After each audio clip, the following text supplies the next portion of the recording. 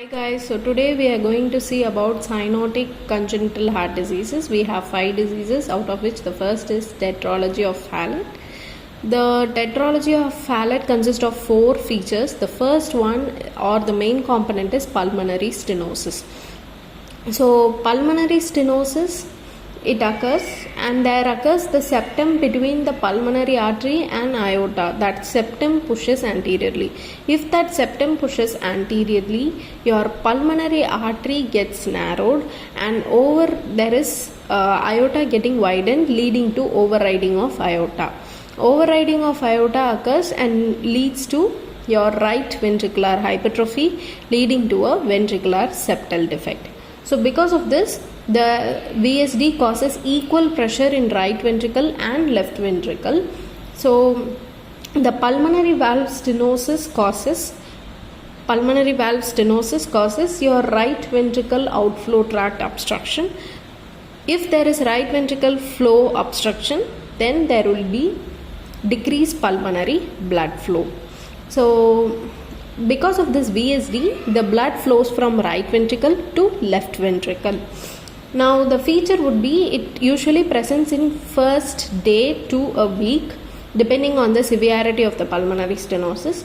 On examination, you can find a systolic ejection systolic murmur in your pulmonary area, that is the left upper sternal border, and you can find loud S2. S2 is due to closure of your semilunar valve. And on chest X-ray, you can see a boot-shaped heart and there is decreased pulmonary vasculature. That's all about tetralogy of Fallot. Now moving on to transposition of great arteries, that is TGA. This is the normal heart. As you can see here, aorta is the outflow for right ventricle and pulmonary artery is the outflow for left ventricle. What happens here is that the deoxygenated blood pumped from right ventricle goes to aorta and reaches the systemic circulation, whereas the oxygenated blood from left ventricle reaches pulmonary artery and it reaches lungs. This condition, this transposition of great arteries is usually present at birth itself. On examination, there will be no features except severe cyanosis. Severe cyanosis is the only finding here. The next thing is on chest X-ray, you can find a egg on string appearance. And here a normal pulmonary vasculature occurs. Now moving on to the next condition, this is truncus arteriosus, a single vessel called truncus. It fails to divide into pulmonary artery and aorta. So there will be a single common trunk give rise to pulmonary artery and there is a large VSD. So what happens here is that the right ventricle and left ventricle, both together blood pumped through the VSD, it passes through the overriding of the truncal artery. Now the mixed blood, that is deoxygenated plus oxygenated blood, enters your systemic, pulmonary and coronary circulations. This usually present in first day to week. Here mainly the congenital heart failure symptoms occurs, that is you can find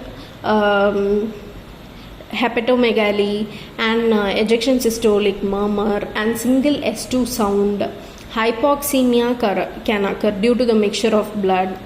On chest X-ray, there will be a normal or increased pulmonary vasculature. Now moving on to tricuspid atresia. Here what happens is that the tricuspid valve, which is present between right atrium and right ventricle, fails to develop. So what happens? The blood cannot enter your right ventricle due to the lack of tricuspid valve. Now the deoxygenated blood pumped from right atrium through atrial septal defect, it moves to left atrium, left ventricle and then aorta to the systemic circulation. So the mixed blood only will enter your systemic circulation. So the presentation varies depending upon the outflow tract obstruction. So here you can find either or, not compulsorily a murmur at the left lower sternal border, or systolic ejection murmur due to the outflow tract obstruction, or cyanosis. It may or may not be present. Here there is a normal or decreased pulmonary vasculature. Now moving on to the last condition, that is total anomalous pulmonary venous return. Here what happens is that the pulmonary veins return their blood to the systemic venous circulation.